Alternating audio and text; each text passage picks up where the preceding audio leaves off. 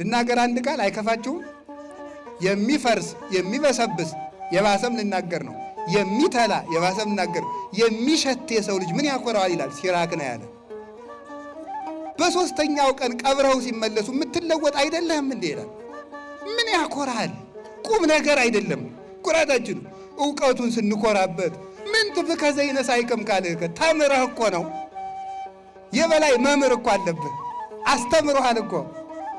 እንዲያውም ቅዱስ ባስልዮስ እንኳን ዘቂሳርያማ ሲናገር ምንም ሊቅ ብትሆን የፊደሉ መምህር ይበልጣል። ፊደል አስተምሮሃል። ፊደልን ያላወቅበት ጊዜ ነበር። ስለዚህ የፊደል መምህር ይበልጣል። ምን ያመጻድቃል? ብትማር ዕውቀቱ ተጭኖብህ። ሰው እንደ ሜሞሪ እኮ ነው። መምህር ጭኖብህ ነው ያወቅከው። መልከኛ ብትሆን መልክህን አፍንጫህን አልሰራው እግዚአብሔር ነው የሰራ እንጂ። ምን ያኮራል? ሀገር ቢኖርህ ሀገር የሰጠህ እግዚአብሔር ነው ሊመሰገን የሚገባው። ኃይል ቢኖርህ ኃይል የሰጠህ እግዚአብሔር ነው የሚመሰገነው። ብትሰጥ እግዚአብሔር የሰጠህን ነው። ብትናገር እግዚአብሔር ያናገረህን ነው። ምን ቁም ነገር አለው የሰው ልጅ? እኛ እንዲህ ያልን እየኮራን ነው መኖር ያቃተን። ከሰው ጋር መኖር ያቃተን፣ ባልና ሚስት መኖር ያቃታቸው እኔ እሷም የራሷን ክብር ስናገር እኔ እነ ገሌ ዘር የነ ደጃዝማች ገሌ ዘር አያቴ ቄስ ነበሩ። አያትሽ ነው ቄስ እንጂ አንቺ ቄስ አይደለሽም። አያቴ ቄስ ነበሩ፣ አጎቴ መርጌታ ናቸው። ምንም ቁም ነገር የለው። አንተ ምንድነህ ነው ቁም ነገሩ? እንደነ አያቴ ግብረ ሰላም ሲያበሉ ግሩም ነበር። አንተ ግን እየሰረክ ትበላለህ።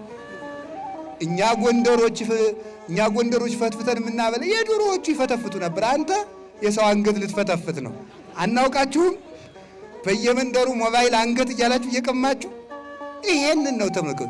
በቀድሞ መኩራት ትተን በራሳችን ይህን መመጻደቃችን መተው አለብን። እኔ ምንድነኝ? እስኪ እኔ ምንድነኝ በሉ ንገሩኝ እንጂ እኔ ምንድነኝ ማለት የሚገባው ይሄ ነው ማለት ነው። አንዱ ባንዱ ቅዱሳን አባቶቻችን የራሳቸው ክብር አይታያቸውም፣ የሌላው ክብር ነው የሚታያቸው። እንደ ትዕቢት ያለ በሽታ የለም በእውነቱ ማለት ነው። እንደ ትዕቢት ያለ በሽታ፣ ራስን ከፍ እንደማድረግ ያለ በሽታ ፈጽሞ የለም።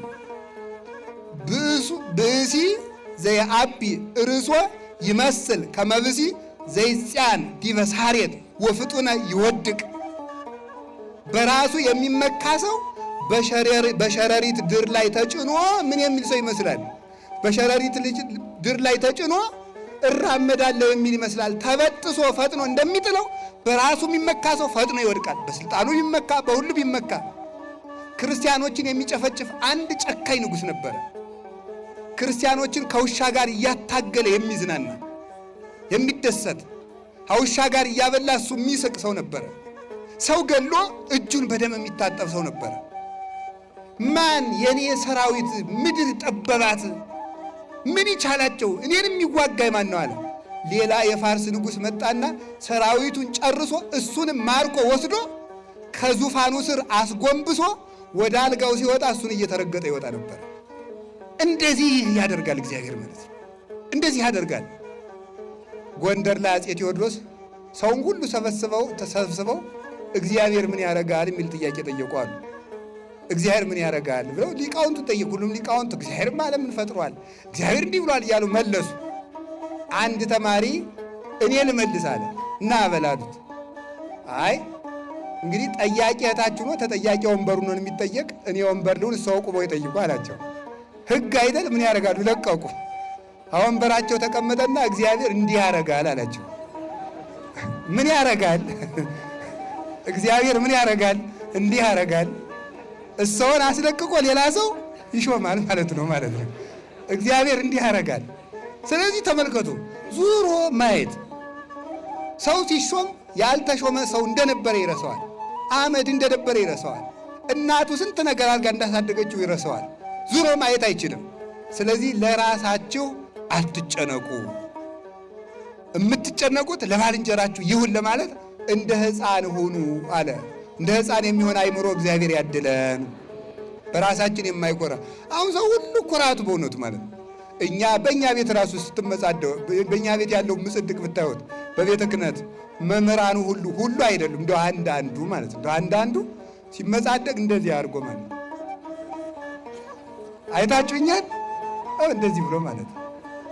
የድጓ መምህር ነው፣ አቋቋም መምህር ነው፣ የቅኔ መምህር እንደዚህ አድርጎ መመጻደቅ ማለት ነው። በሉ እናንተ በሱ እንደዚህ ማለት ነው። መመጻደቅ ማለት ይሄ ነው ማለት ነው። ይሄ ነው እግዚአብሔር የማይወደው ማለት ነው። አሁን ምንድነው ኋላ ሌላኛው ያ በተለይ ወይ ዝማሜ የማይችለው ወይ ጸናጽል የማይችለው ሲያበላሽ ለመሳቅ ማለት ነው። ለመሳቅ ለማይችለው ሰውዬ በሉ በሱ ለገሌ ስጧቸው ይላል። ትሕትና ከሆነ ጥሩ። ይሄ ነው መመጻደቅ ማለት ነው። ስለዚህ በራስ መኩራት፣ በእውቀት መኩራት፣ መመጻደቅ። እናንተም ትመጻደቃላችሁ፣ ዲያቆኑ ይመጻደቃል ሲቀድስ። ንስማ በውጭ ነስማ ማይኩ ቅረጸው ይላል ማለት ነው። ሊል ይችላል ነው። እዚህ ያሉ ዲያቆናት አይሉ እንደዚህ ማለት መመጻደቅ።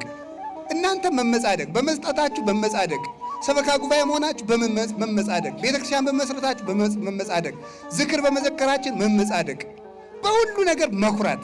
እንዲህ ያለ ነገር ፈጥኖ ይጥላል። ይህንን ቤት ያደረገው የተፈጨ አሸዋ ተጠራቅሞ ነው። እኛ የቆምነው ህብረት ስላለንና እግዚአብሔር ብናኝ የነበርነውን አፈር አጠራቅሞ ስለሰራን ነው። እግዚአብሔር ስላቆመን ነው እንጂ በራሳችን የቆምነው ነገር የለም። ይሄ ከዚህ ቤት ተመልከቱ። አንድ ጠጠር መቀነስ ብንጀምር ቤቱ መናድ ይጀምራል። እግዚአብሔር አንዲት ነገር ቢቀንስ የምንናድነን ሁላችንም። ይህንን ነው መኩራትና ራስን ማየት እንደ አውራ ዶሮ ዝም ብሎ መኩራት። አውራ ዶሮ የሌለውን ክብር ዝም ብሎ ጀምነን የሚኮራ ሰው ዶሮ ነው። እግዚአብሔራዊ አይደለም፣ ሰው አይደለም። ራሱ በእውነቱ ማለት ሰው አይደለም። ጉንዳን እኮ ትበልጣለች፣ አይጥ ትበልጣለች እኮ። ምን የሚያኮራን ነገር አለ? ይሄንን ነው እንደ ሕፃን ካልሆናችሁ አትገቡም ያላችሁ። ከቃሉ ጋር ናችሁ። ሌላ ሕፃናት ምንድን ናቸው? እውነተኞች ናቸው። ሕፃናት አይዋሹም፣ እውነተኛ ሁኑ ማለት ነው። ሰው ዛሬ ውሸቱ በጣም መከራ ነው። እውነተኛ ሁኑ። አሁን ሕፃን ልጅ እናት ወቤቱና ሰው ሲመጣ የለችም በል ብትለው ምንድን ነው የሚለው? እናት አለች የለችም በል ብላኛለች እንጂ አለች ነው የሚለው። ይህንን ነው ተመልከቱ። አየህ፣ እውነተኛ ነው ሕፃን፣ እውነተኛ ነው። እውነተኛ ሁኑ፣ አትዋሹ፣ አትቀልዱ። ውሸታም ነው ሰው ማለት ነው። ሲያገባ መዋሸት፣ ምን ሲል መዋሸት፣ የሌለውን አለኝ ማለት፣ ሳይደርስ ደርሻለሁ ማለት። ውሸትን ደግሞ እንደ ቀላል ታወታላችሁ። የመርዝ ትንሽ እንደሌለው የኃጢአት ትንሽ የለውም። የኃጢአት ትንሽ የለውም። መርዝ ከሆነ ይገላል፣ ኃጢአት ከሆነም ይገላል። ስለዚህ ውሸትን ሰው ዛሬ አቀሎታል። ኃጢአት የሚመስለው ወይ መግደል ወይ ዝሙት ብቻ ነው የሚመስለው፣ ወይ መስረቅ ነው።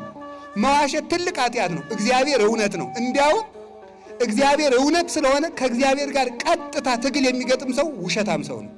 እግዚአብሔር እውነት ነውና አትዋሹ፣ እውነተኛ ሁኑ። የሌላችሁን አለኝ አትብሉ፣ ያላችሁን የለኝም አትበሉ። ከቃሉ ጋር ናችሁ።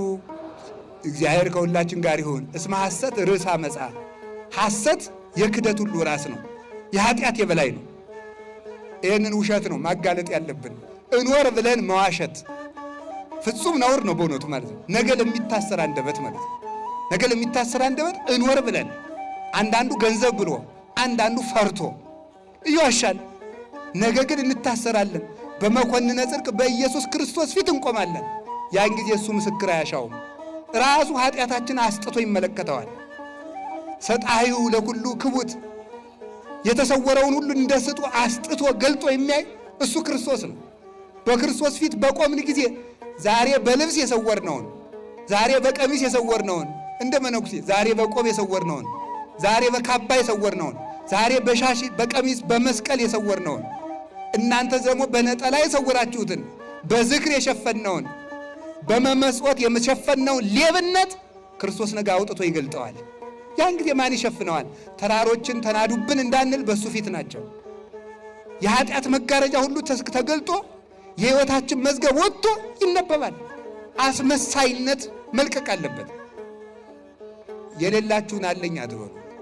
ከሰው ጋር ለመኖር ብላችሁ ዲቁና ሳይኖር አለኝ አትበል። ውሸት ነው። ሴቱም ድንግልና ሳይኖራችሁ ነኝ ብላችሁ በተክሊል አታው። ውሸታም ሁሉ እምትዋሹትን ማለት ነው።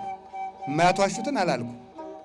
እንዲህ ማድረጋችንን መተው አለብን። እግዚአብሔር ይቀለዳል? እግዚአብሔር ይዘበትበታል? አይዘበትበትም። ሳንታረቅ የታረቅን ምስል ማስቀደስ ውሸት ነው ይሄ። ስለዚህ ውሸታም አትሁኑ ለማለት እንደ ሕፃን ሁኑ፣ እንደ ሕፃናት እውነተኞች ያድርገን እግዚአብሔር። ከቃሉ ጋር ናችሁ። ሌላ ደግሞ ሕፃናት ምን አይሉም ደግሞ ቂም የላቸውም።